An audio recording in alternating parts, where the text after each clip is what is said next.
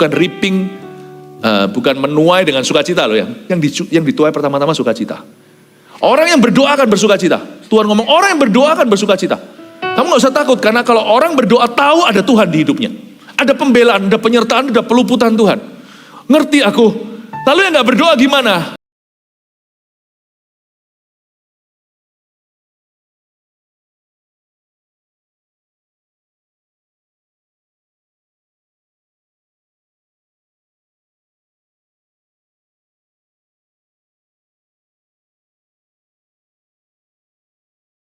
Buka bicara tentang tahun depan ya. Sambil kita buka ayatnya dulu, di yang ayat emas yang saya pilih untuk jadi pembahasan kita di Ibrani pasal 12, buka di sana saja. Ibrani 12. Oh, kita baca dulu aja ya. Ibrani 12 ayat 22 sampai 29. Tetapi kamu sudah datang ke Bukit Sion, ke kota Allah yang hidup, Yerusalem sorgawi, dan kepada beribu-ribu malaikat, suatu kumpulan yang meriah, dan kepada jemaat anak-anak sulung yang namanya terdaftar di sorga, dan kepada Allah yang menghakimi semua orang, dan kepada roh-roh orang-orang benar yang telah menjadi sempurna, dan kepada Yesus pengantara perjanjian baru, dan kepada darah pemercikan yang berbicara lebih kuat daripada darah Habel. Jagalah supaya kamu jangan menolak Dia yang berfirman, sebab jikalau mereka yang menolak Dia yang menyampaikan firman Allah di bumi tidak luput, apalagi kita jika kita berpaling dari Dia yang berbicara dari sorga. Waktu itu suaranya menggoncangkan bumi, tapi sekarang Ia memberikan janji, satu kali lagi aku akan menggoncangkan bukan hanya bumi saja, melainkan langit juga. Ungkapan satu kali lagi menunjuk pada perubahan pada apa yang dapat digoncangkan, karena Ia dijadikan supaya tinggal tetap apa yang tidak tergoncangkan. Jadi karena kita menerima kerajaan yang tidak tergoncangkan, marilah kita mengucap syukur dan beribadah kepada Allah menurut cara yang berkenan kepadanya, dengan hormat dan takut. Sebab Allah kita adalah api yang menghanguskan. Saya kasih judul membangun yang tidak tergoncangkan di tahun 2023. Karena saya tahu tahun-tahun ke depan akan challenging. Bukan karena prediksi dunia malahan suram. Tapi sepanjang hari ini, I spoke the words of hope. Saya ucapkan kalimat iman dan kata-kata pengharapan. Ada perkecualian, berkat peluputan itu ada loh. Ada beneran. Saya kaget, terkejut waktu saya berdoa. Sebenarnya saya berdoa ini malahan udah jauh hari. Kalau nggak salah di awal tahun ini, kan kita sekarang gereja kita tahun ini disebut sebagai tahun mimpi dan penglihatan. Waktu saya mendapatkan tahun ini, lalu saya mendapatkan pernyataan juga, semuanya tentu harus diuji. Tetapi ini adalah tema atau rema bagi jemaat pengembalaan Gereja Mawar Sharon yang saya pimpin ini. Saya mendapatkan sebuah pernyataan, the year of great shifts. Tahun pergeseran yang hebat, pergeseran yang besar. And miracles. Tapi pertama-tama saya mendapatkan pernyataan bahwa akan ada tahun pergeseran yang besar, berarti ada banyak orang yang digeser dong. Terjadi perubahan-perubahan dahsyat dong. Saya ngertilah, setiap perubahan itu pasti ada casualty. Pasti makan korban. Semua perubahan, apalagi kalau namanya pergeseran, itu berarti ada yang menggeser, ada yang digeserkan. Pemain lama tiba-tiba gak kelihatan, pemain baru yang jadi pupuk bawang, yang gak diandalkan, tiba-tiba jadi leader of the field, menjadi pemimpin bidang. Yang dijagokan, melempem ujungnya. Yang dihina, diangkat sama Allah. Waduh, jangan sampai. Saya langsung pikiran apa? Saya khawatir untuk jemaat. Jemaat ini ready gak? Jemaat kita ready gak? Saya kira itu adalah untuk tahun 2023. Karena waktu saya dapat pernyataan itu, saya lagi berdoa untuk tahun ini, 2022. Tahun mimpi dan penglihatan. Itu pasti tahun 2023. Ternyata enggak. Yang Tuhan sampaikan ke saya itu hasil dari lutut ya. Kalau orang Surabaya bilang bondo dengkul. Saya cuma modal lutut, berdoa, cari wajah Tuhan. Karena kami pemimpin rohani ini harus masuk 1 kilometer dulu. Kami tidak maha tahu, kami sama nggak taunya dengan Anda. sama kurang tahu 11-12 lah unda-undi. Cuman jangan jadi pemimpin kalau kita nggak wake up earlier, nggak bangun lebih pagi. Kalau kita nggak berdoanya sedikit lebih banyak, kalau kita nggak merenungkan Alkitabnya lebih dalam, dan kalau kita tidak cari Tuhan dulu, orang nggak butuh motivasi kok, orang butuh jawaban. Orang butuh jawaban. Makanya waktu saya masuk ke hadirat Tuhan, Tuhan nyatakan, tahun pergeseran, saya bilang, Tuhan celaka dong. Nah ini jemaat yang kami kasih ini, untuk mereka kami berjaga-jaga. Bukankah pemimpin adalah orang-orang yang berjaga-jaga atas jiwa? Berarti Anda itu dijaga oleh kami, meskipun kita saling menjaga. Saya bilang, apakah ada orang-orang yang digeser itu adalah dari jemaat kami? Yang kami gembalakan Pastor Lena, Pastor Fuji. Apakah ada nanti yang akan digeser? Apakah ada yang nanti gugur, yang runtuh, yang jatuh? Tuhan, aku gak naif, aku tahu setiap perubahan akan makan korban. Please tell me Tuhan. Please tell me Tuhan. Kalau boleh Tuhan Yesus, 1 juta murid itu nanti sebagai cetusan kami, cetusan iman. 1 juta murid itu jiwa-jiwa lamanya gak hilang, tapi ditambah jiwa baru. Jangan ada yang gugur dari antara kami. Terus habis itu seperti Roh Kudus berkata, tergantung. Hasil akhirnya tergantung karena kerajaan Allah itu semi manual. Kita juga punya pilihan, kita bukan Pinocchio soalnya. Oh ngerti saya, ternyata Tuhan bicara soal 2024. 2023 masih disembunyikan, untuk saya ngerti dulu ujung akhirnya. Oh iya 2024 juga kita tahun pemilu ya kan. Gak usah takut, Tuhan ada atas bangsa dan negara ini. Tuhan tuh pegang kendali. Kalau masih ada aja 10 orang yang benar berdoa untuk negeri ini gak mungkin dilepas sama Tuhan Yesus. Mana ada 10 banyak nih. Gak hanya 10 saja. Lalu jelaslah 2023. Saya tanya Tuhan, lalu apa yang harus kami lakukan di tahun 2023? Yaitu sebelum tahun pergeseran itu. Apa yang harus kami persiapkan Tuhan untuk bisnis jemaat, untuk kehidupan mereka, masa depan, sekolahnya, karirnya, ministry, pelayanannya, gereja, visi. What must we do? Keluarlah pernyataan ini. The year, tahun 2023 adalah tahun doa. Tahun menabur doa dan menuai sukacita. The year of sowing prayer and reaping joy. Bukan reaping, bukan menuai dengan sukacita loh ya. Yang dituai pertama-tama sukacita. Orang yang berdoa akan bersukacita. Tuhan ngomong orang yang berdoa akan bersukacita. Kamu gak usah takut karena kalau orang berdoa tahu ada Tuhan di hidupnya. Ada pembelaan, ada penyertaan, ada peluputan Tuhan. Ngerti aku. Lalu yang gak berdoa gimana? Ya temukan sendiri aritmatikanya. Yang gak berdoa gimana? 1 tambah 1 adalah 2. 2 kurang 1 ya 1. 2 kurang 2 ya 0. Tidak berdoa, ya tidak akan menuai sukacita. Kalau Anda pun bisa beruntung punya uang, bisa bisa profitable bisnisnya, nggak tentu juga ada berkat Tuhan di sana. So janganlah hati kita ke materi tahun 2023-2024. Hati kita harus ke rohani. Bangun hal-hal yang sifatnya esensial dalam rencana Allah. Bangun hubungan keluargamu, bangun kerohanian hubunganmu dengan Kristus dulu. Menuai sukacita. Ya Tuhan, aku mengerti, aku harus ajarkan. Berarti tahun depan hati-hati yang kau taburkan. Bangunlah apa yang tidak tergoncangkan. Kalau kita bangun sesuatu yang asal-asalan, ya jangan heran. Apalagi kalau kita bangun sesuatu, nabur sesuatu yang sia-sia. Jangan heran kalau kita menuai yang sia-sia pula. Saya tergerak sekali, saya mau ke Tangerang nih. Saya hari ini mau khotbah di streaming ke semua Jabodetabek.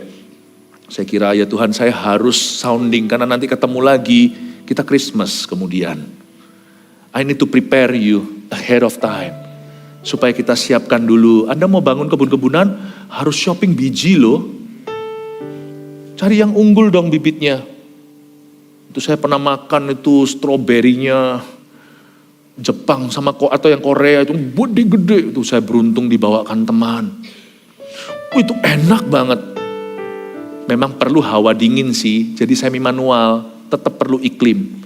Tapi sekalipun iklimnya dingin, kalau benihnya bukan itu, ya nggak jadi yang segitu.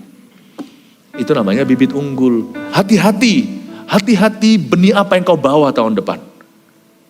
Makanya itu bawalah dirimu dulu ke Bukit Sion. Kita baca sekarang ayat 22. Tetapi kamu sudah datang ke Bukit Sion, ke kota Allah yang hidup, Yerusalem sorgawi, dan kepada beribu-ribu malaikat, suatu kumpulan yang meriah. Ayat 22 itu seperti perkumpulan doa ya. Kalau Anda baca loh, seperti pertemuan doa gak sih? We are standing on holy ground, and I know that there are angels all around. Kita berdiri di tahta suci, di tanah sucinya. Ada malaikat sekeliling kita. Bersama malaikat di surga, nyanyikan kidung pujian, bermazmur bagimu, muliakan namamu, Yesus aku memujimu, tanganku ku angkat padamu. Kelihatannya kayak kebaktian ya, kayak ibadah, seperti perjumpaan yang disengaja dengan Allah. Ayat 22 ini yang disebut bukan latihan badani yang sementara atau terbatas sifatnya. Ini adalah latihan rohani yang sifatnya kekal dan lebih mantap lah ceritanya. Kehidupan manusia itu, kebahagiaan dan kelengkapan hidupnya, semua kepuasan batin dan segala rencana Allah itu lebih banyak bergantung dengan latihan badani daripada kita nge-gym. Latihan rohani daripada kita nge-gym. Nge-gym saja nggak tentu kita akan happy pernikahannya. Ternyata sebagian besar kehidupan kita itu non-material kuncinya. Non-physical, tidak jasmani. Makanya dari sini ayat inilah saya langsung tahu kelihatannya ini kami sekarang sudah datang ke Bukit Sion, ke kota Allah yang hidup. Ku mendaki ke Bukit Sion, ku jalani bersama-sama. Ku mendaki ke Bukit Sion. Suatu kumpulan yang meriah tuh. Ada malaikat lagi yang gak kelihatan. Ku jalani bergandeng tangan. Haleluya, oh haleluya. Ku jalani bersama-sama. Haleluya, oh haleluya. Ku jalani bergandeng tangan. Kayaknya ayat 22 ini bukan Bukit Sion beneran, karena ini kiasan.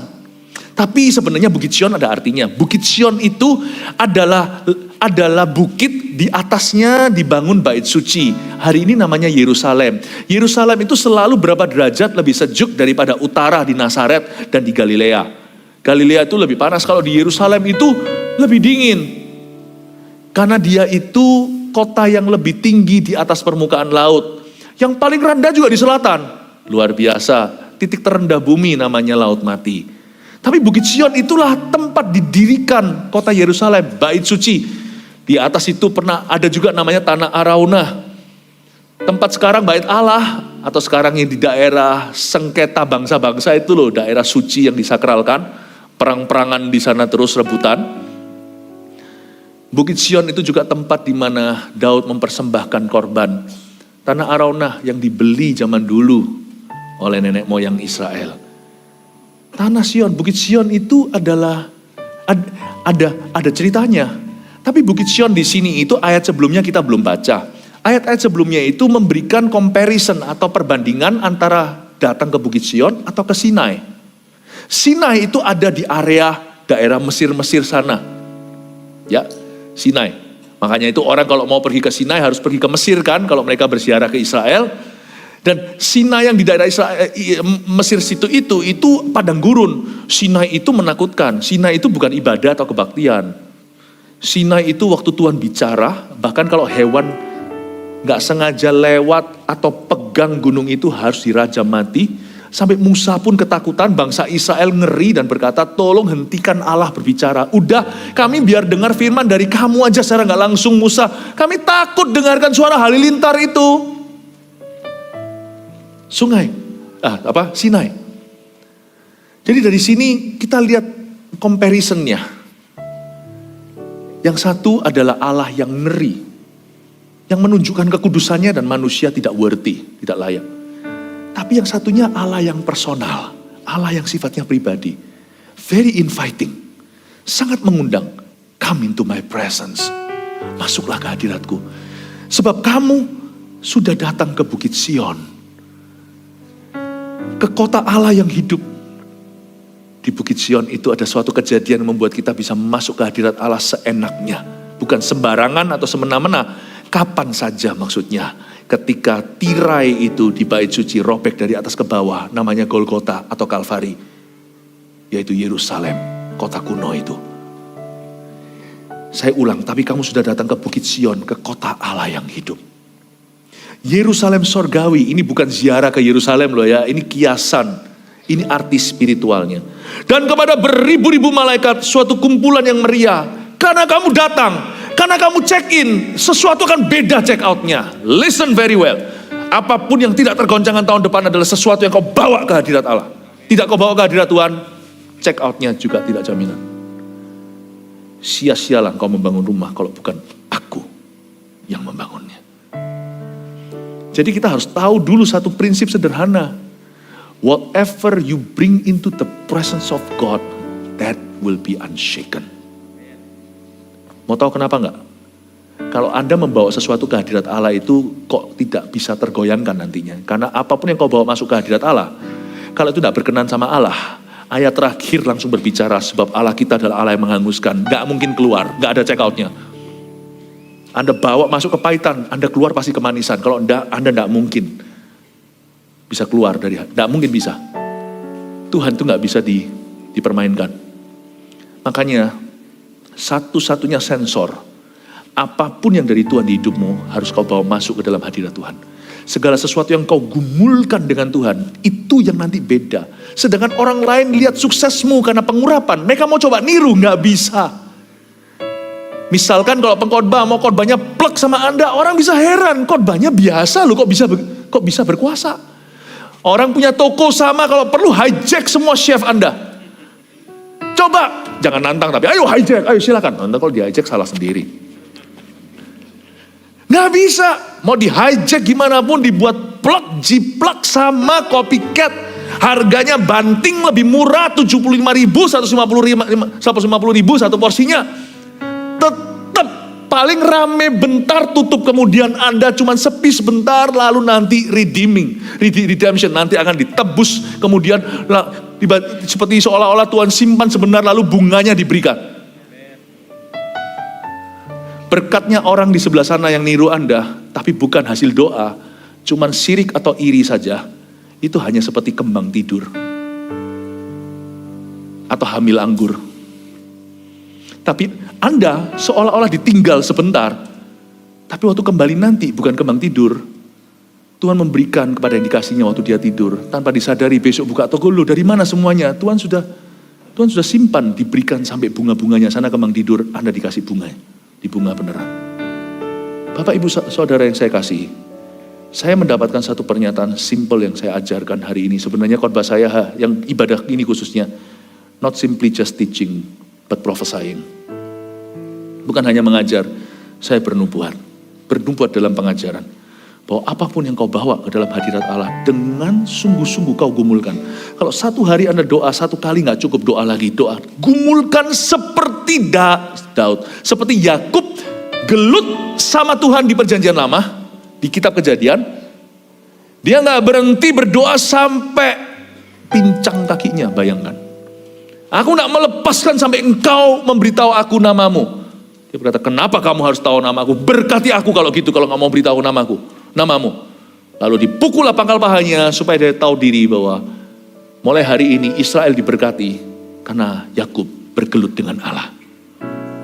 Hari ini namamu Israel, kamu gelut sama Allah dan kamu menang. Dan Tuhan kasih kedipan mata. Dia berkata, sebenarnya kamu tidak menang. Untuk kutunjukkan betapa gampangnya untuk menaklukkanmu. Simsalabim, pem, langsung pincang. Tapi semalaman kok bisa gelut, kok seimbang. Anak saya waktu saya kecil gelut sama dia main-mainan. Dia itu keluar dengan bangganya, berkata, aku menang lawan Daddy. Saya ngalah. Aduh, kalah. Kalau saya mau kalahkan dia ya gampang lah, anak masih balita. Tapi sekarang ya kalah saya, anak saya sudah segini. Kakinya loh, size-nya 50, saya 45. Itu orang, itu anak atau gorila, saya nggak tahu. Jangan bilang sama dia. Saya sampai bilang sama anak saya yang satu ya kan, bukan yang cewek ini yang cowok ya. Saya bilang kalau kamu lebih panjang lagi kakinya, nanti saya akan lubangin sepatumu jadi jempolnya akan maju terus. Jadi nggak bisa beli lagi sepatu di mana 50. Anak saya yang sekarang yang kecil juga sama, mulai tinggi Kakinya panjang, saya enggak tahu ini anak-anak makan apa dulu. Padahal cuma kasih makan nasi dan firman loh, bisa begitu.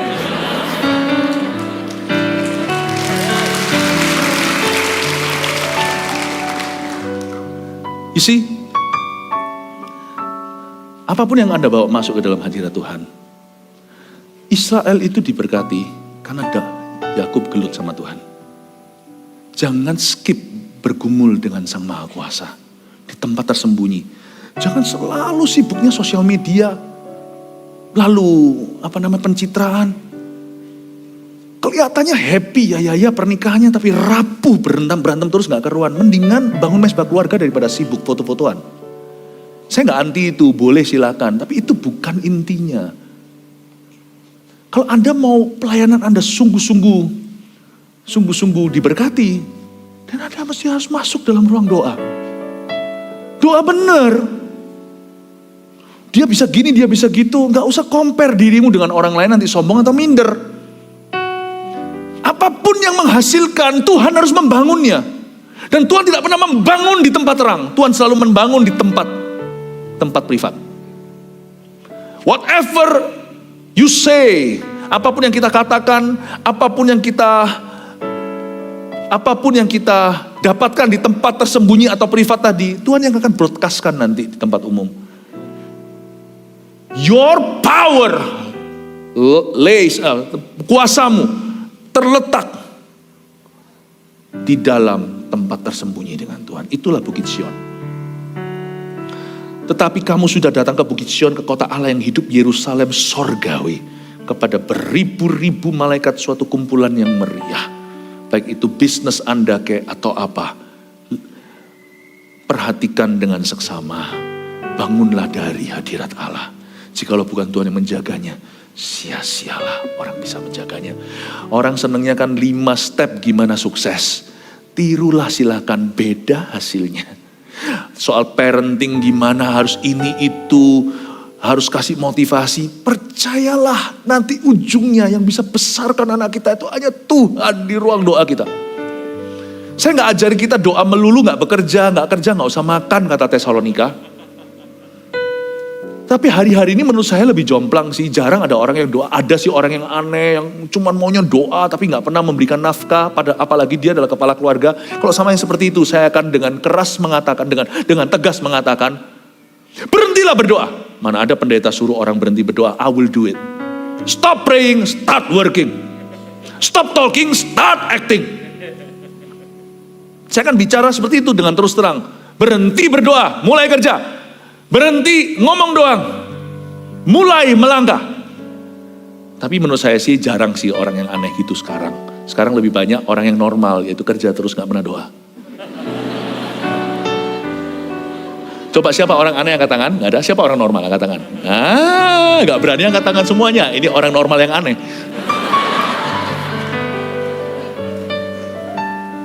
Mau belajar. S1, S2. Gak tentu, percayalah, gak tentu garansi you have a good job. Ingat prinsip ini, dear jemaat. Whatever apapun yang kau godok di dapur Allah, yaitu di dalam hadirat Allah, termasuk di dalamnya, saya janji Anda akan diaduk-aduk oleh Allah. Gak ada orang bisa doa itu memanipulasi Tuhan. Semua orang yang berdoa sungguhan, either antara dia bahasa Hokian betahan, dia terpental keluar, atau dia tetap di dalam dan keluar api yang dihanguskan, tinggal proteinnya. Semua lemaknya terbakar. God is easy to deal with, but is also so hard to deal with. Take it from me. Sudah, terimalah kata-kata ini dari saya. Saya belum kenal Tuhan lebih lama dari beberapa Anda. Tapi saya cukup mengenal Tuhan lebih dalam selama 30 tahun ini. Tuhan itu gampang dealingnya. Karena Tuhan itu gak pernah pelin-pelan. Enak ngomong sama Tuhan tuh, keluar dalam sama, gak ada pertukaran bayangan. Ngomong sama orang itu lebih menjengkelkan. Dia maksudnya apa? Kalau Tuhan ya itu maksudnya, gak ada maksudnya apa. Tuhan itu berkata, aku ya, tidak.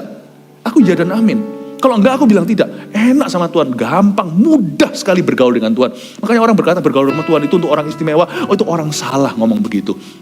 Bergaul sama Tuhan itu susah sekali, Tuhan gak kelihatan.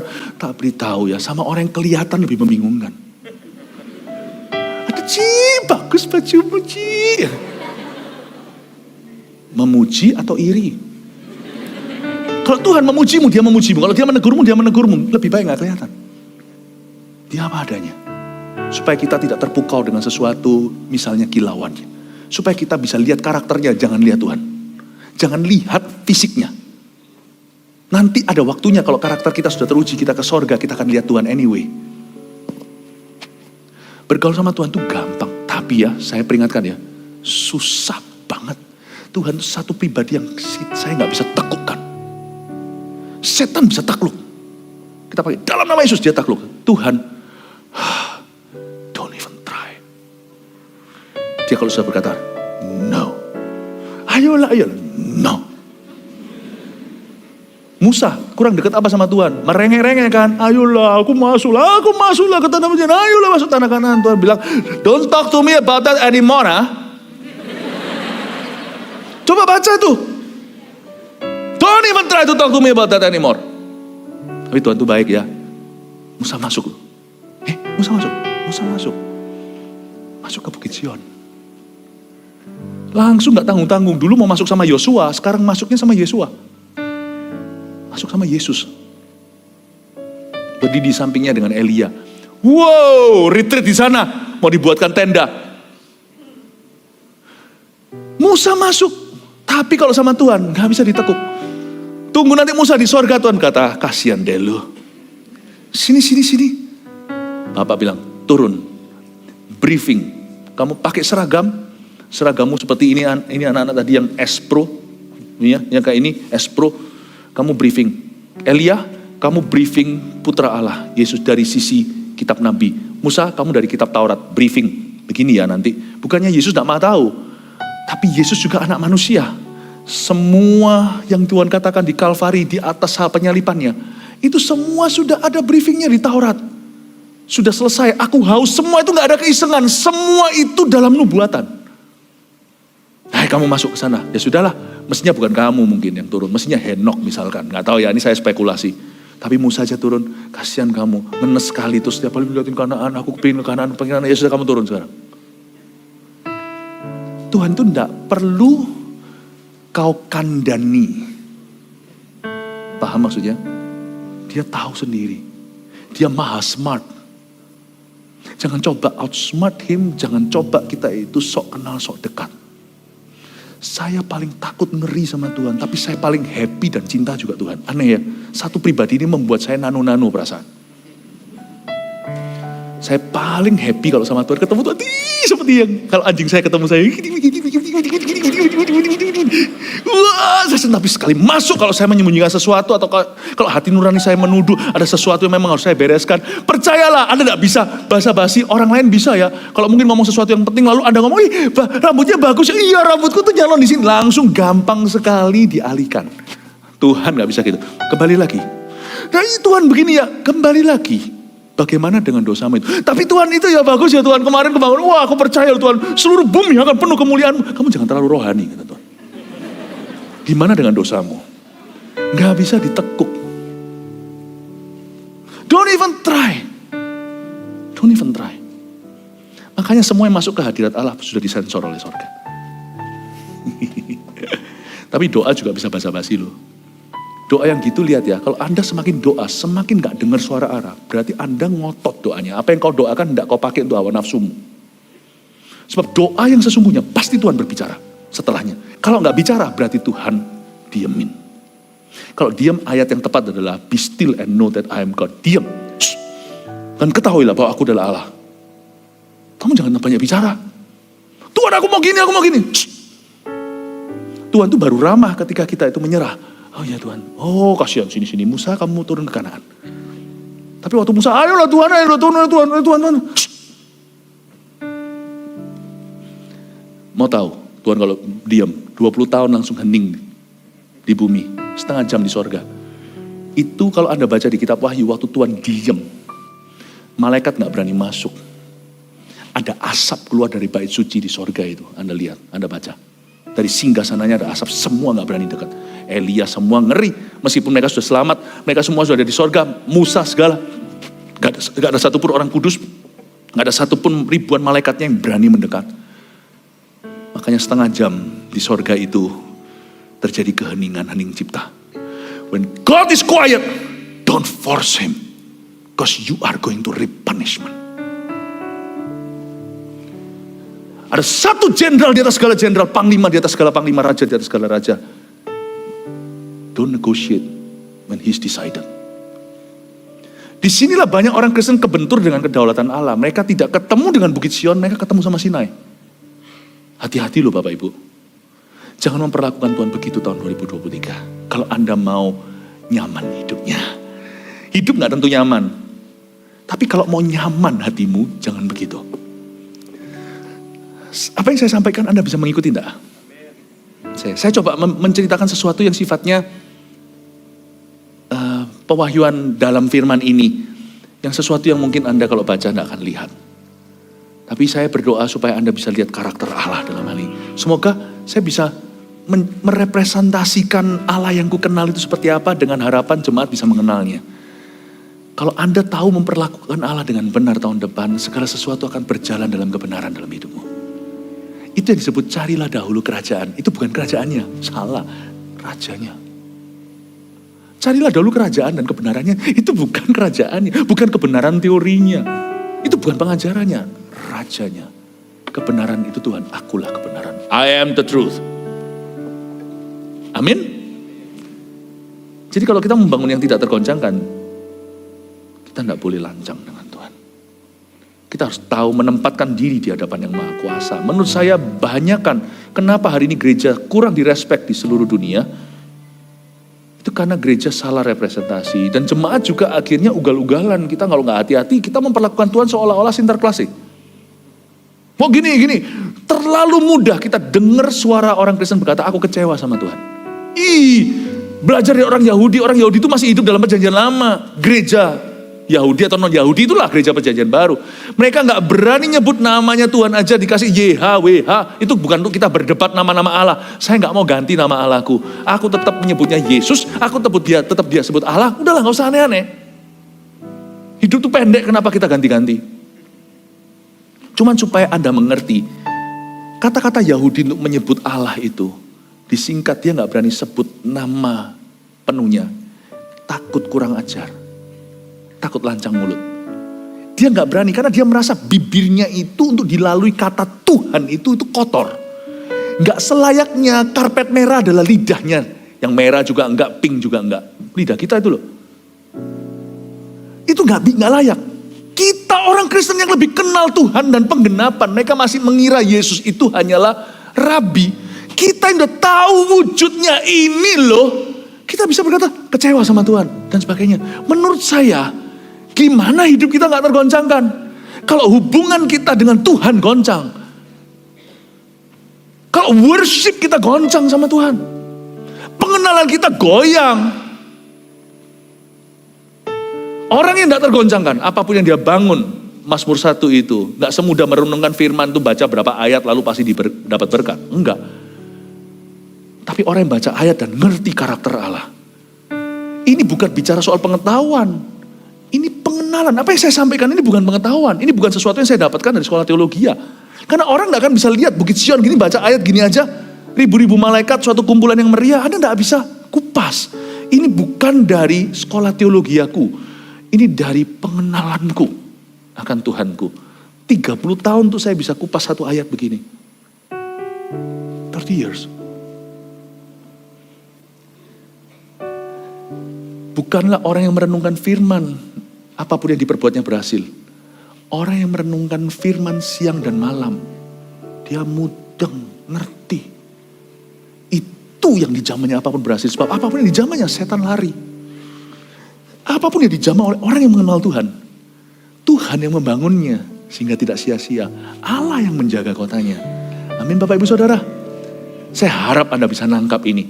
Makanya saya simpan khotbah ini yang di terakhir aja. Karena saya akan khotbah 3 jam.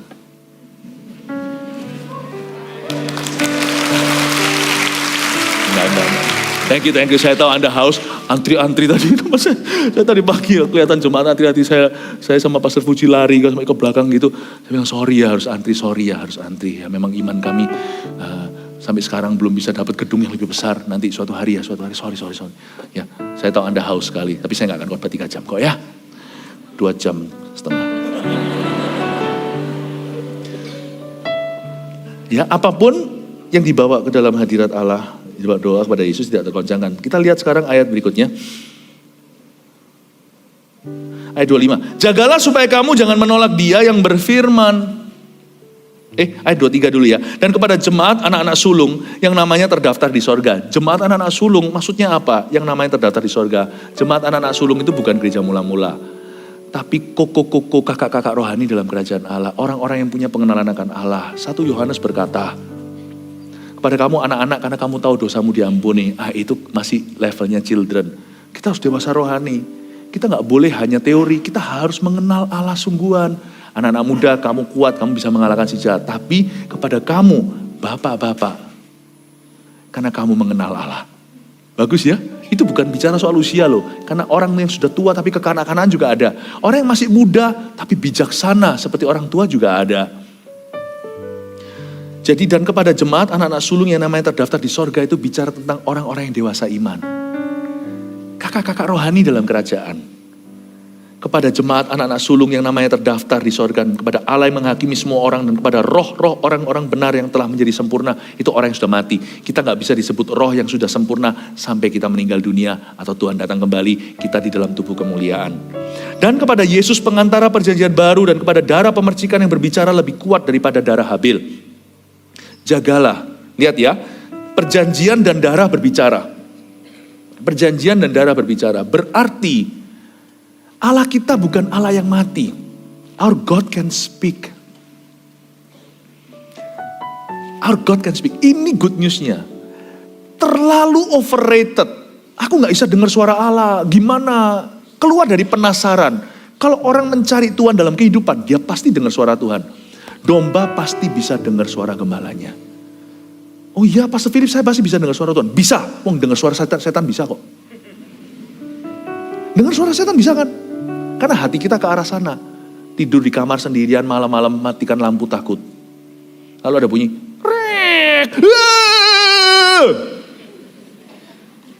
Kok yakin setan? Tapi kalau hadirat Tuhan mana gak kerasa hadirat Tuhan. Kok cuman begini doang. Tuhan underrated, setan overrated. Dengan suara setan bisa gak? Bisa. Anda gak suka sama setan. Menjengkelkan. Anda tahu di dalam hati. Tahu aja gak ada yang beritahu. Bahwa Anda digoda untuk membenci. Tapi kalau Tuhan bicara, kita gak dengar. Masa Tuhan? Karena kita terlalu banyak bertanya, Tuhan atau pikiranku? Kita memperkeruh. Bisa kok, bisa. Tapi gak usah banyak tanya, dengar suara Tuhan itu gimana. Yang pasti kita tahu lah teorinya, harus selalu sesuai firman. Tapi sebenarnya gak usah teori lah. Orang kalau cari Tuhan, pasti dengar suaranya. Cuman mungkin secara kognitif atau secara otak kita gak tahu tadinya Tuhan berfirman. Nanti setelahnya kita tahu, oh ternyata. Tapi untungnya, waktu Tuhan berfirman, kita kalau hatinya baik, hatinya nurut sama Tuhan. Meskipun kita gak tahu pasti, gak tahu yakin 100% itu suara Tuhan. Tapi waktu kita jalani, buktinya kita juga mau tuh menjalaninya. Nanti setelah lewat kita berkata, Tuhan berbicara ternyata sama aku. Kita gak perlu tahu Tuhan bicara, kita hanya perlu mendengar Dia berbicara.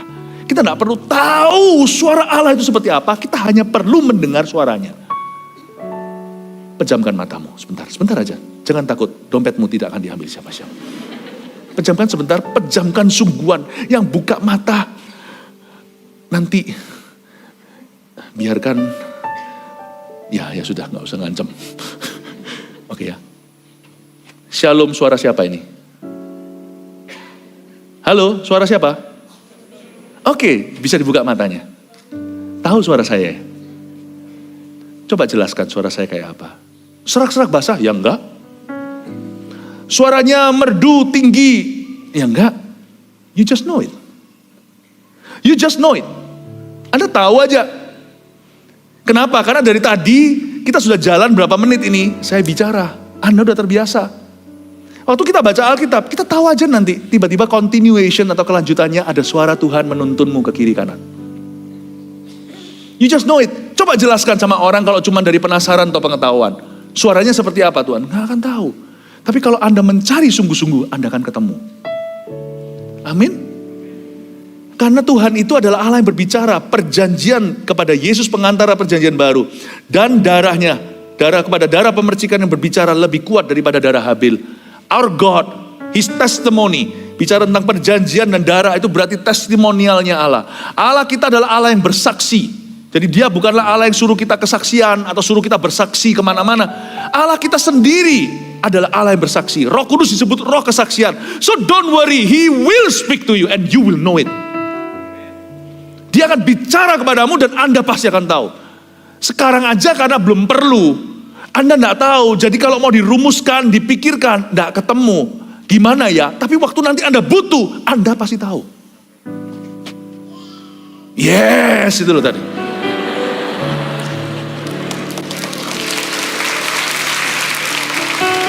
Amin ya, amin. Sekarang saya tunjukkan ayat 25. Jagalah supaya kamu jangan menolak dia. Powerful ini. Kamu jangan menolak dia yang berfirman.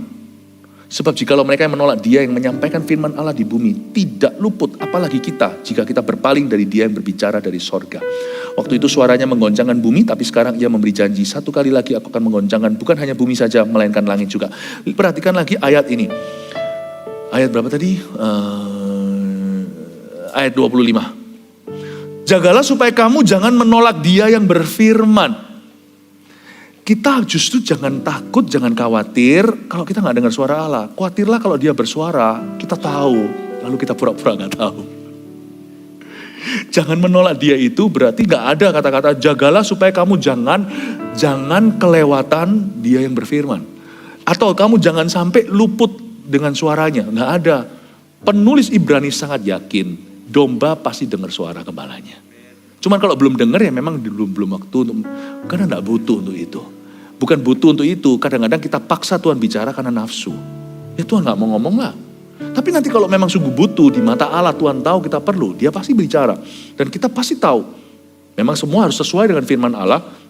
Jagalah supaya kamu jangan menolak dia. Jadi yang jadi awas-awasan, yang jadi wanti-wanti oleh penulis Ibrani adalah jangan sampai waktu dia bicara, kita tahu, namun kita pura-pura gak tahu. Dan kita menolak mengeraskan hati seperti Firaun, hatinya dikeraskan, kita menolak dia yang berfirman.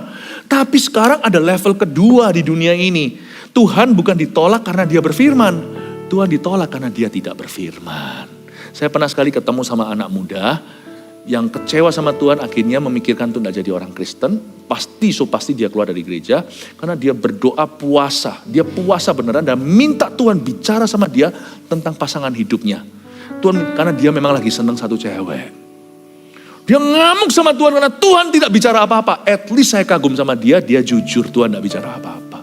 Daripada orang yang setelah doa berkata, Tuhan bicara sama aku, kamulah jodohku. Kalau ada yang kayak gitu ya, kalau ada ceweknya gitu ya, Anda digituin, Anda juga pura-pura begitu. Tuhan bilang sama aku, suruh Tuhan. Tuhan juga bilang sama aku, nanti Tuhan akan bicara sendiri sama aku.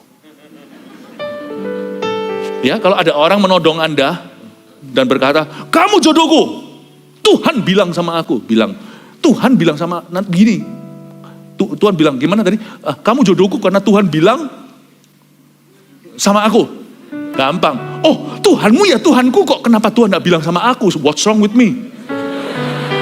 Apa salahnya dengan aku? Hubunganku fine-fine saja sama Tuhan. Tuhan pasti bilang sama aku. Jadi kalau nanti kamu doa lagi sama Tuhan, saya sih akan doa sendiri sih, gak perlu kamu beritahu. Kamu bilang sama Tuhan, dia gak percaya, Tuhan aja yang bilang sendiri. Setelah dia nunggu 2 tahun, 3 tahun, kalau dia datang lagi menagih, Tuhan udah bilang gak? Belum. Lalu dia paksa-paksa, bilang aja, Tuhan bilang tidak. Tuh berarti misinformasi dong. Tuhan bilang tidak sama saya, Tuhan bilang iya sama aku. Sama kamu bilang tidak, ya sudah berarti kamu yang salah, ini perasaanku. Paham maksud saya? God, kadang-kadang di dunia ini sekarang di zaman Eden, Tuhan dimusuhi karena dia tidak berfirman. Firman yang bisa dibuat sama kita, sekalipun dari Alkitab kita bisa buat satu mencuat. Anda tahu kalau God is not shedding any light upon that scripture, karena Anda hendak memakainya untuk kepentinganmu. God doesn't shed light. There's no power di dalamnya. Makanya, iman itu timbul bukan dari firman. Bukan dari logos atau firman tertulis. Iman timbul dari pendengaran akan firman Kristus. Kata pendengaran itu rema firman Kristus, di situ adalah rema firman yang Tuhan ucapkan. Memang tuh itu, meskipun kalau kita baca Alkitab tidak boleh simsalabim abrakadabra. Oh yang mana yang Tuhan mau, jangan ngeroh begitu, tetap sistematis. Saya kalau baca Alkitab Kejadian sampai Wahyu peduli amat. Pernah sekali saya baca Alkitab itu yang hasta-hasta itu, aduh kalau saya baca Alkitab sekali langsung 10 pasal. Kena hasta-hasta itu berapa pasal, saya udah pusing. Saya bilang sama Tuhan, Tuhan bisa bicara apa sih lewat ini? Gak ada apa-apa yang saya bisa terima secara kognitif.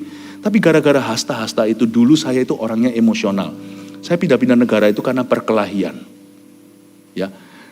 Jadi kalau dulu orang berkata, Philip, kalau kamu itu marah sama orang, mau berantem gitu tuh hitung sampai 10 dulu. Saya nggak bisa, 1, ya saya hitung, 1, 2, 3, 4, 5, 6, 7, 8, 9, 10, langsung jalan. Megaloman, langsung jalan. Tapi kena hasta-hasta, mau nggak mau kita duduk dan boring setengah mati. Ini berapa hasta, ini atau nama-nama ini anaknya ini anaknya ini. Saya berjanji dalam hati saya, nanti suatu hari punya anak, nggak ambil dari Alkitab namanya. Tapi keluar juga ya Jeremy dan sebagainya ya. Dan saya baca terus. Aduh, lalu hari itu saya jalan naik mobil, biasanya panasan dengan mobil saya diserempet orang. Aneh tuh, saya kok sabar ya? Dulu saya suruh hitung 10, sekarang saya hitung hasta-hasta. Setan tidak bisa masuk, karena saya tidak bisa lagi marah sama orang itu. Saya yang bisa duduk sabar di hadirat Allah, baca hasta-hasta. Saya bisa diolok-olok oleh mobil sebelah, saya tidak marah. Tidak menggarap iniku, tapi menggarap iniku. Jangan pernah berkata bahwa kalau kita baca Alkitab Tuhan tidak berbicara. Janganlah bang tut jendela wawa. Kejadian Wahyu itu sistematis, selesaikan. Namun demikian Anda tidak bisa pilih ayat mana melompat. Bagi Anda hari ini, paham ini. Anda bisa baca pasal sesuai dengan disiplin rohani. Anda tidak bisa tentukan ayat mana yang melompat. Dan itulah rema. Pendengaran oleh firman Kristus, kata firman itu sendiri rema. Kristus itu urapan, artinya Mesias yang diurapi oleh Allah. Bukan cuman firmannya itu rema yang melompat, tapi juga ada urapan Tuhan di sana. Nah, ini yang menjadikan apa yang ada dari yang tidak ada. Ini dia. Ini, bukan dengan kita membacakan sembarang Alkitab dan mengharapkan ini pasti terjadi. Kita harus disiplin rohani, makan rohani, merenungkan semuanya. Karena semuanya itu, rema gak rema, ada arti yang kita bisa petik hari ini. Tetapi waktu kita membacanya, ada beberapa yang shedding light. Bahkan ditambahkan dengan mimpi, penglihatan, peneguhan. Itu luar biasa. Dan kadang-kadang Tuhan dimarahi oleh orang gara-gara Tuhan tidak melakukan aksi ini dalam hidupnya. Karena mereka ingin sesuatu. You cannot force rema, you did not create the world. Kita tidak bisa memaksa rema karena kita tidak menciptakan dunia pada mulanya. Lalu dia berfirman jadilah terang. Itu dia dari dulu, belum ada dirimu di situ. You cannot create rema in your soul. It must be given to you. Tidak bisa kita ciptakan rema, tidak dari kita, tapi dari Mesias. Itu diberikan, tidak diciptakan, tidak dijadikan dari diri kita. Makanya orang yang berdoa sesuai dengan rema dan berjalan sesuai dengan janji, apapun yang dia pegang, itu milik Tuhan. Siapa berani apa-apakan itu biji mata Allah. Makanya kalau Tuhan bicara, satu, kalau orang itu jalankan misalkan, itu bukan orang itu yang kita lawan. Yang kita lawan adalah Tuhan, karena orang itu hanyalah abdi atau hamba saja. Makanya apa yang lahir dari firman, bukan dari firman-firmanan, dari firman Kristus tidak akan tergoncangkan. Makanya itu ada bisnis orang yang dibangun, karir seseorang. Itu hasil dia itu menerima firman dari Tuhan. Itu gak bisa diapa-apakan. Orang mau coba goyang dia gak bisa. Goyang dia, masukkan dia ke mulut singa, malah mereka yang dimaksa singa. Singa dikasih dagingnya orang-orang ini tidak nafsu makan. Tapi orang-orang itu ketika diputar balikan oleh Tuhan. Karena mereka melawan Tuhan, bukan melawan Daniel. Mereka dicemplungkan ke gua singa, belum sampai mendarat udah dicabik-cabik sama singa. Listen very carefully. What comes from the Lord will establish it. Jadi kita harus tahu bahwa yang tidak tergoncangkan tahun depan adalah yang lahir dari firman. Bukan lahir dari keinginanmu, bukan lahir dari pikiran positifmu, bukan lahir dari angan-anganmu, bukan lahir dari cita-citamu sendiri, planningmu. Makanya itu sebelum planning, cari firman. Cari Tuhan. Meskipun kita tidak bisa menciptakan firman, rajin mencarinya, kita akan ketemu. Karena waktu kita rajin mencarinya, kita akan menemukan. Kita akan menemukan janji-janji Tuhan. Iman kita mulai tumbuh, meskipun kita tidak bisa menentukan. Suatu hari saya masuk dalam pelayanan kesembuhan itu, saya udah ngerasa sih ada panggilan. Tetapi saya dulu masih kedagingan, saya gak ngerti bagaimana harusnya saya berhenti di titik tertentu. Tapi Tuhan tuh baik sekali, ajari seorang ingusan seperti saya secara rohani. Saya baca firman Tuhan tentang kesembuhan, gak ada kesembuhan terjadi. Saya baca. Tapi pelan-pelan saya dapat pengertian. Semua yang saya baca waktu itu gak ada kesembuhan terjadi. Semua yang saya baca hari itu ternyata berguna hari ini waktu kesembuhan sudah terjadi. Paham maksud saya? Waktu saya baca satu-satu. Lalu suatu hari di sebuah ibadah di Vancouver, Kanada, saya sudah pelayanan sampai ke WL. Saya minta sama Tuhan, kalau WL puji-pujian sudah diwanti-wanti, sudah diperingatkan tidak boleh ngadakan KKR sekalian, WL ya mimpin pujian, jadi itu healthy. Setelah selesai kan semua orang udah buyar gereja, saya minta izin sama pendeta, boleh gak saya doakan mereka yang sakit. Ada satu oma itu lumpuh, paralyzed. Saya doakan dia. Saya doa itu ngotot sama Tuhan. Lord, you must heal her. Saya ulang-ulang ayat. Engkaulah Tuhan yang menyembuhkan dan sebagainya. Itu oma itu dari pertama kali terharu sampai oma itu terbeban. Paham maksud saya?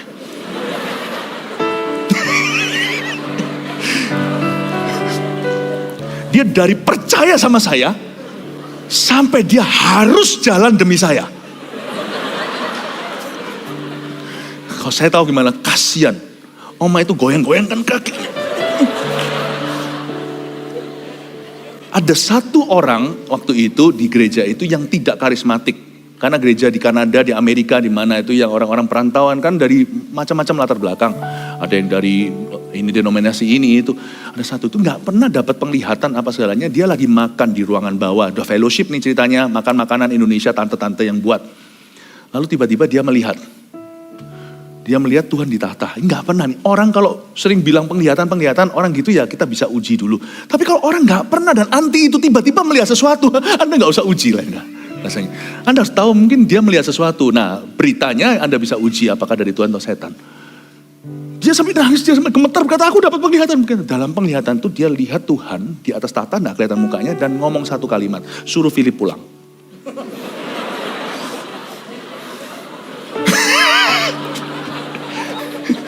Sungguhan kok saya diketawain gimana? Waktuku belum tiba soalnya. Itu masa-masa di Before 30 kan ada di cerita saya itu waktu diambil itu karunia untuk ngajari saya untuk humble, untuk jadi menghamba dulu. Pujian saya mulai pelayanan yang simple. Tapi itu pelan-pelan saya mulai nekat kan, saya minta gitu dan suruh Philip pulang karena saya sudah 1 jam doakan oma itu. Oma itu bayangin capek loh. Saya nggak capek, wah oma itu terus goyang-goyang dan dia letih sekali. Tapi Tuhan baik loh. Tuhan gak pernah kecewakan kita. Oma itu gak sembuh.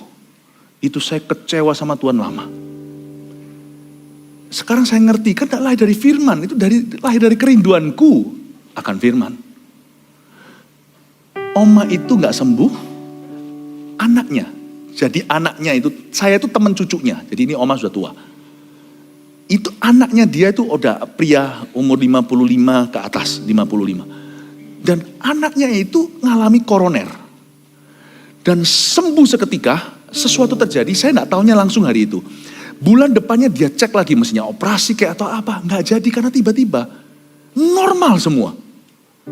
Dan dokter berkata ini gak mungkin. Dan orang itu merasa waktu saya berdoa, lihat mamanya begitu, dia juga doa, Tuhan tolong sembuhkan, Tuhan cepat sembuhkan sebelum mamaku capek. Itu waktu dia doakan setengah mati itu, dia rasa ada yang tek, ada yang pegang hatinya, tek. Bukan sembuhkan yang saya inginkan, Tuhan sembuhkan putranya tanpa saya tahu. Saya tahunya itu tahun-tahun depan. Berita buat saya sederhana, suruh Philip pulang. Gak berani saya langsung berhengkang kaki. Saya nangis, Oma, maaf Oma, saya gagal. Mamanya lihat saya. Terima kasih Philip. Jangan doakan aku lagi.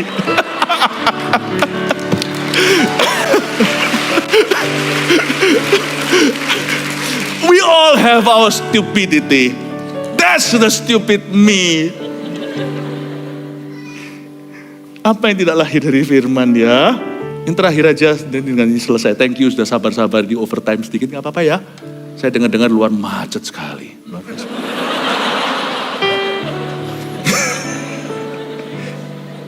Ayat 28, yuk. Jadi karena kita menerima kerajaan yang tidak tergoncangkan, marilah kita mengucap syukur. Bagus ya.